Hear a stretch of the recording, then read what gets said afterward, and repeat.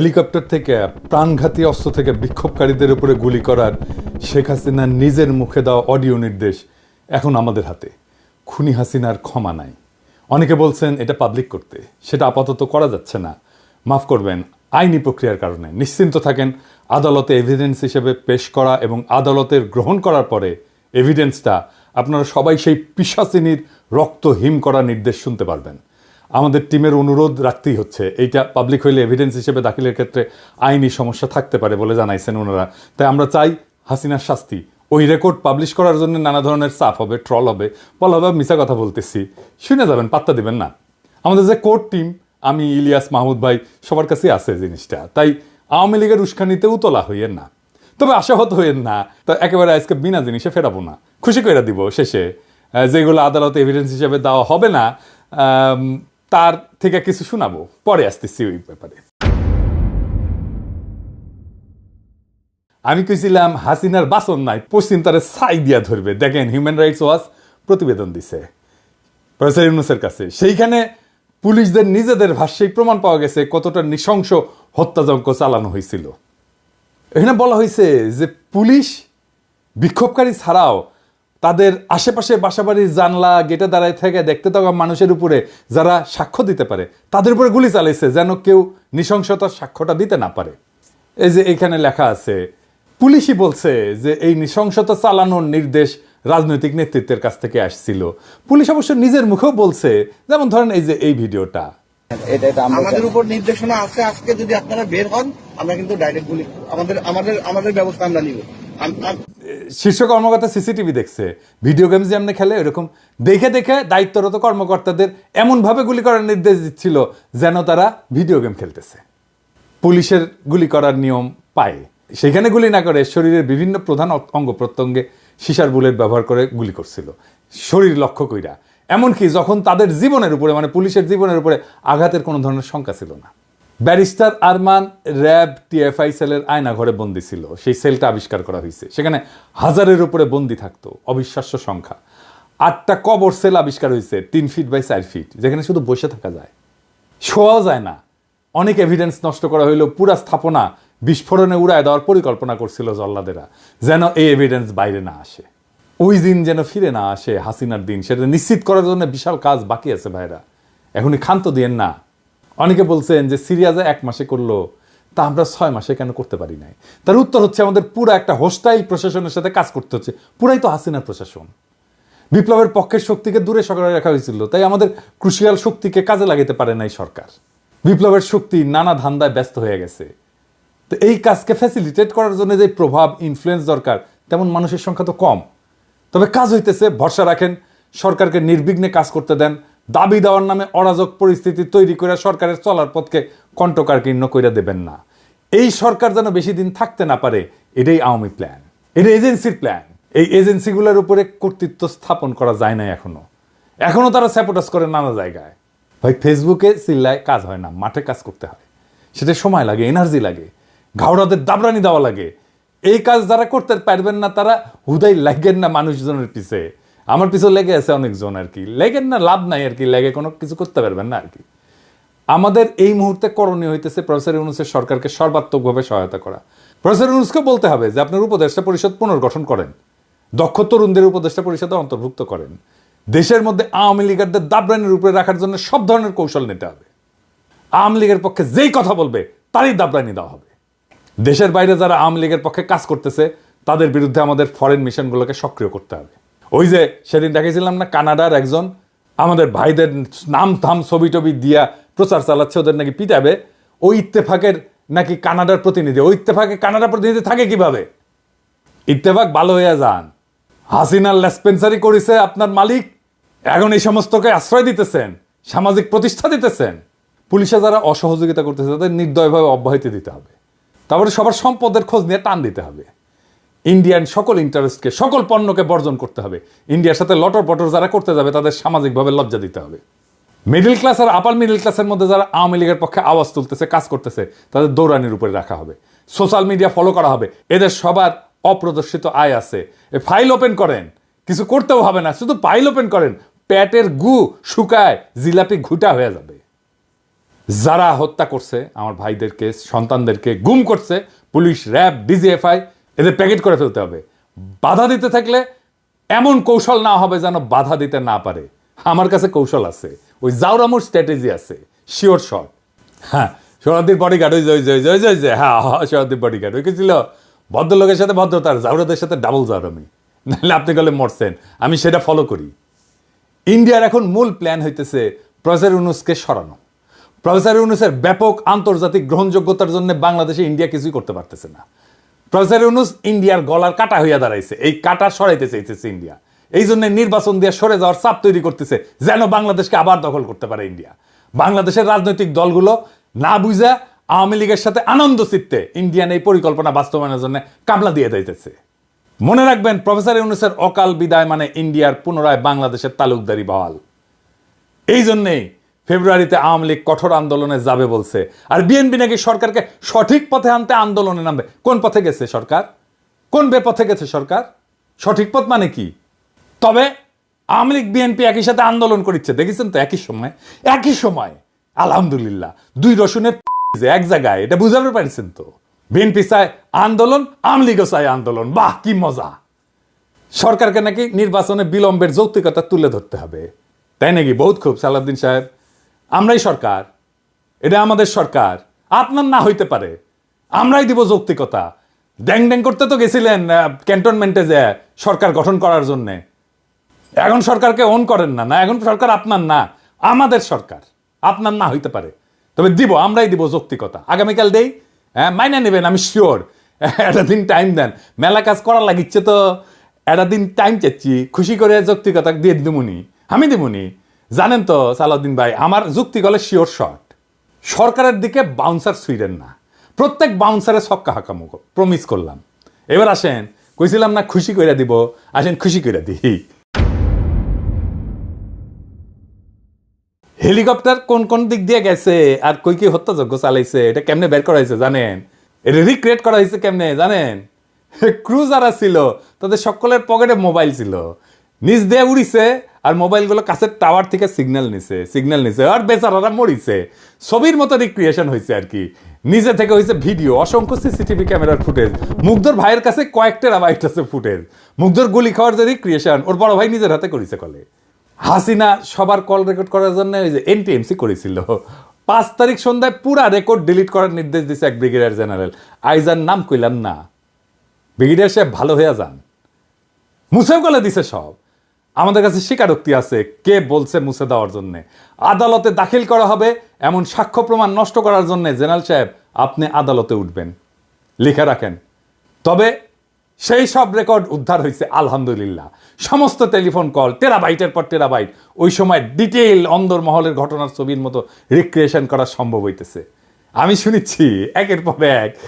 প্রথমে শুনেছি দরবেশ বাবার কল রেকর্ডগুলা, যে খুচরা কল রেকর্ড, ছোট ছোট ছোট ছোট মেলা কল রেকর্ড প্রচুর।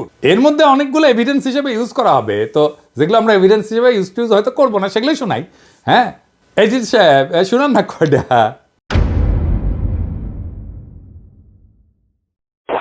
শাকিল স্যার স্যার হ্যাঁ। ওরা আবার আসছে অ্যাটাক করতে, তো এর মধ্যে আর্মি নাকি একবার ছিল তখন এখন কি অবস্থা হয়েছে ভাই? আমার তো ডিটেল দরকার নেই, এখন কি অবস্থা হচ্ছে 100+ লোক ভেতরে, দরজা ভেঙে ভেতরে ঢুকছে, গেট ভেঙে মেইন গেট। এখন হচ্ছে ওরা আগুন দিচ্ছে আমাদের র মেটেরিয়ালস গুলোতে। আর্মি আসে মেল নাই? জোনের আর্মি তখন হয়তো একবার আসছিল, বাট ওরা আবার চলে গেছে। এখন নতুন হচ্ছে বাঞ্চ আসছে, এখন নতুন করে হচ্ছে আবার জড়ো হয়েছে আর right now। শাকিল ওখানে কি অবস্থা? ওখানে ইন্ডাস্ট্রিয়াল মোটামুটি পার্কে? হ্যাঁ, ওখানে ওই খাতারের ওখানে ওরা স্টে করতেছে, আর মাঝে হ্যাঁ। মধ্যে ড্রোন পাঠাচ্ছে উপর দিয়ে, এবং এখন একটু পিছনে হটে আছে, বাট স্টে করতেছে ওখানে এখনো।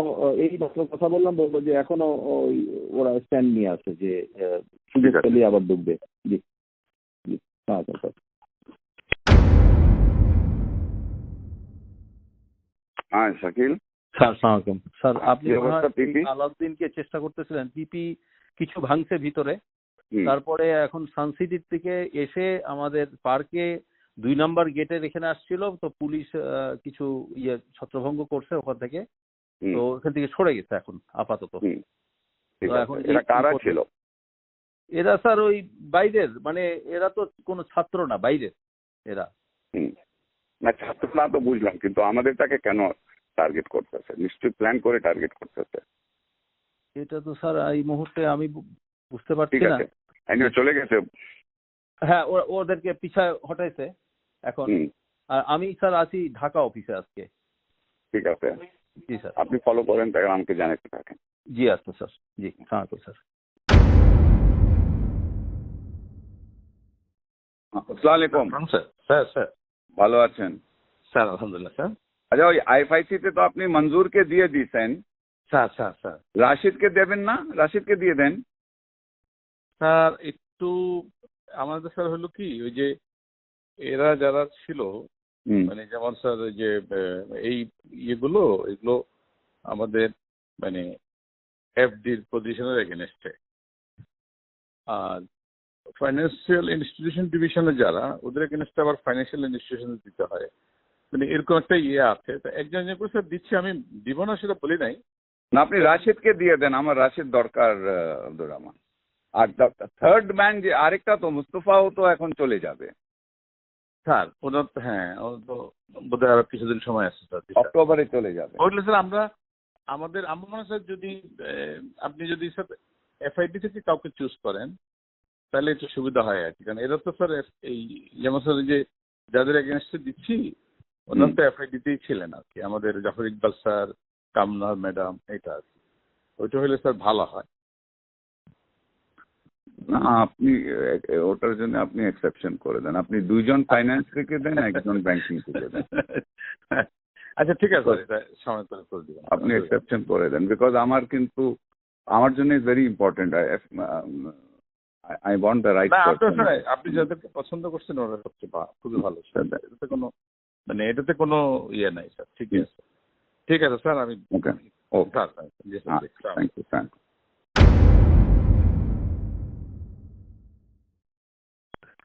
সালমান ভাই, হ্যাঁ আপনি কি গণভবনে? হ্যাঁ আমি আসতেছি আর কি, এটাই। আসুন। আপাবদা ওই যে ইয়েদেরকে ডাকছে, ফ্যামিলিদের শুনলাম, কোন ফ্যামিলি? ওই যারা গুলি খেয়েছে, আচ্ছা আচ্ছা, আজকে 11টায় ডাকছে। 11টা না, 11টা থাকেন উপরে গেছেন, 12টা জাপানিজ এম্বাসি আসবে।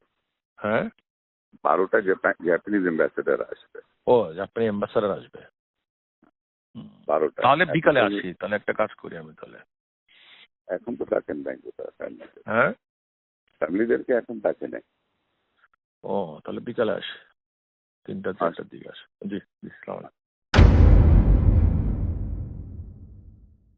সালমান ভাই, হ্যাঁ আমার সাবস্টেশনের যে ধারা করছিল ওরা মুভ করে কোন দিক থেকে এখন আপনার দিকে যাচ্ছে, বিক্সিমপুর দিকে যাচ্ছে। দেখুন কত অলরেডি রিচ করেছে, ওখানে আর্মি গেছে, আমাদের অ্যাটাক আমার ওদিকে গেছে আর্মি, কিন্তু আপনার ওদিকে কিন্তু আর্মি এখনো পৌঁছায় গেছে, গেছে আর্মি চলে এসেছে। ঠিক আছে, আমরা ওকে।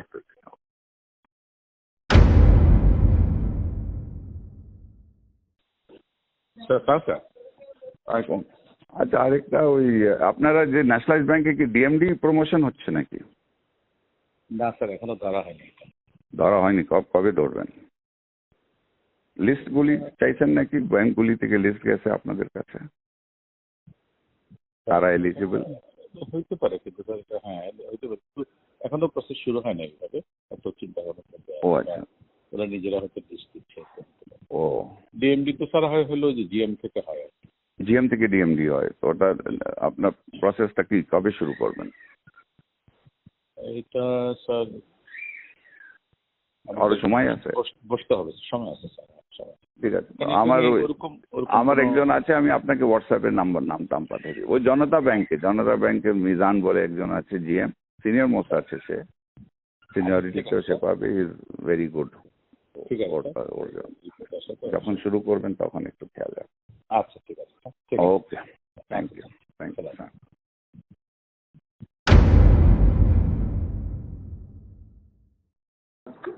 हाँ, अस्सलाम वालेकुम। Salman, Biddur is in Molvi Bazaar for a local meeting with the MPs and all that. Okay. Can you meet tomorrow? हाँ, sure. Give me a call tomorrow. Okay, ठीक है।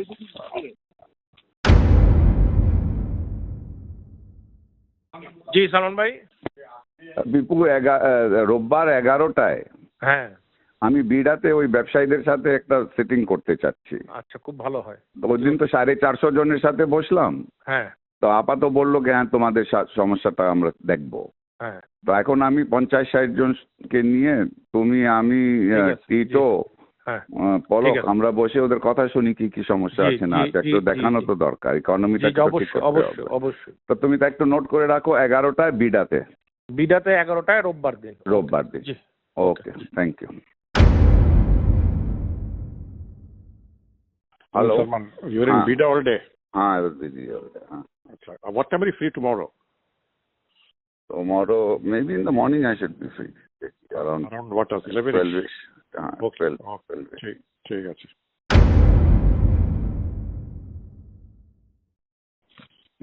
Are you back in office or? No, I'm not back. I will be back. Come to my home around 5:30 or 6 Okay. o'clock. Okay. Come to my home at 6 o'clock. That is Okay, better. we'll do that. 6:30 do that. ঠিক আছে। পাশে আসো। আচ্ছা, okay. Hello. Hello. Lines are not clear, right? Hello. Hello. हाँ ठीक है, अभी वो किया जा रहा है, Yeah. कंट्रोल में लाने का कोशिश किया जा रहा है, हो जाएगा इंशाल्लाह, कल तक पता लगेगा। इंशाल्लाह प्रोग्राम कर देते हैं। ओके, बस दुआ करो। ओके। আর দেখেছেন না হিন্দি না উর্দু কিবান কয় দেখেছেন, কে যেন ফোন করেছিল, খুঁজে বের করেছি ওটা কে। যাই হোক, অনেক গুরুত্বপূর্ণ মানুষ কল রেকর্ড আছে। আগে একটা ছোট সুনাপটিটা শোনাই। হ্যাঁ, এইটা স্যার ওই যে শামীম হাসানেরটা শোনান না, দরবশ বাবার। এই শামীম হাসান কে জানেন? আগে আগে শুনে নেন, আগে শুনেন। ওই যে venture capital and private equity association of বাংলাদেশের সভাপতি, ভিসিপিআব কয়। ওই আবার association of software and information services বেসিসের সভাপতি ছিল, জয়ের নাকি পার্টনার ছিল বিজনেস। আগে শুনেন তার আলাপ। আসসালামু আলাইকুম স্যার, আমি শামীম বলছিলাম। কোন শামীম? শামীম, আমি ওই ভেঞ্চার ক্যাপিটাল অ্যাসোসিয়েশনের প্রেসিডেন্ট, বেসিসের পাস্ট প্রেসিডেন্ট স্যার। একটু গাইডেন্স নেওয়ার জন্য ফোন দিলাম স্যার। আমি এইমাত্র এফবিসিসিআই বেসি সবার সাথে কথা বললাম। আমাদের তো স্যার একটু এখন মানে ব্যবসায়ী সমাজ থেকে বিবৃতি দেওয়া, তারপর কারফিউ উঠলে শান্তি সমাবেশ করা, আমাদের একটু স্যার সবার তো অ্যাক্টিভ হওয়া দরকার স্যার। তো করেন এগুলি? হ্যাঁ, আমি সবাইকে বলছি। তো আমাকে বলতে হবে কেন? এটা আপনারা করেন। জি স্যার, করতেছি স্যার। আপনি একটু গাইডলাইন দিন। উদ্যোগ নেন। জি স্যার, আমি এখনই সবার সাথে কথা বলতেছি স্যার। উদ্যোগ নেন, এটা নেন। জি ঠিক আছে স্যার। ওকে ওকে স্যার। জি জি, আপনারা কন্ডেম করেন। জি স্যার, ওইটাই করতেছি স্যার। আপনারা নিন্দা জানান। আপনারা নিন্দা জানাচ্ছেন না কেন? জি স্যার, ওইটাই করতেছি স্যার, সবার সাথে কথা বলতেছি স্যার। জি স্যার, ঠিক আছে স্যার। Thank you. ওকে, জি সালাম। ওরে দেখেন কেমনে প্রথম আলো কেমনে ওরে চাঙ্গে তুলিছে, দেখেছেন? প্রথম আলো ওর লেখা চাপে, ওর খবর চাপে, দেখেছেন? ও কেমনে এলিট বানাইছে প্রথম আলো, দেখেছেন? তো এটা শুনবেন না? আচ্ছা, থাক। বস্ত্রকল মালিকদের সংগঠন Bangladesh textile mills association, BTM এর সভাপতি, আম্বার গ্রুপের চেয়ারম্যান এবং বিটিএম এর সাবেক সহসভাপতি শওকত আজিজ রাসিলের একটা আলাপের ক্লিপ আছে, আজকে শুনলাম কিছুক্ষণ আগে। উই করছে যে ইন্টারনেট যখন বন্ধ আছিল তখন দরবেশ বাবাকে ফোন দিয়ে করছে যে আমরা মানে ওই রাসেল আপনাদের টেকনিক্যাল অ্যাসিস্ট্যান্ট দিচ্ছি, কিভাবে আপনি যারা ভিপিএন ইউজ করে ইন্টারনেট অ্যাক্সেস করবে তাদের আইডেন্টিফাই করবেন। বুঝেছেন মাদারচোদ? আমি তোরা ধরতাম না রাসেল, দেখলাম জিল্লুরের তৃতীয় মাত্রায় গিয়ে ফেচিবাত করিচ্ছু। হ্যাঁ, হারামজাদা। হাসিনার আমলে গাছের কাছে এখন তলার করে বেড়ে শিশু জিল্লুর আপনি মিয়া মানুষ পান না, এই সমস্ত দুর্বৃত্তদের ধরে না ফুটেজ দেন। তৃতীয় মাত্রায় কোনোদিন একজন গার্মেন্টস শ্রমিককে আনিছেন? কাজের বুয়াক ডাকিছেন? রিক্সাওয়ালাক ডাকিছেন? কৃষক এক ডাকিছেন? খালি বড় লোক আর এলিট। হ্যাঁ, ওদের খুব ভালো গন্ধ না, ওদের তো দুর্গন্ধ। ওই হারামজাদাদের কাছে আমাদের দেশের কথা শোনা লাগবে কা? যখন ওই যে এনটিএমসি তৈরি হচ্ছিল তখন যারা এই কল রেকর্ড করেছিল আর কি, শুনেছিল, তারা প্রেমিক প্রেমিকার নাকি রসালো প্রেমময় আলাপ আলাদা করে রেকর্ড করতো, আর ওটা শুনে নাকি লাগতো। হ্যাঁ, আর দেখেছেন আমার কি করা লাগিছে, দেখেছেন? শালা দরবেশ বুড়া বেটা খাটাস, ভালো করে বাংলাও কবের পারে না, উর সব অশ্লীল ফোন আলাপ শুনে ট্রান্সক্রিপ্ট করা লাগিচ্ছে কোন টাইমে কি ঘটেছিল। আমার উপরে এই খাইস্টা কাজের ভার কেন দাও খোদা তালা? বারে কেন আমার উপর কেন? আর মানুষ পান নাই, বারবার শুধু আমার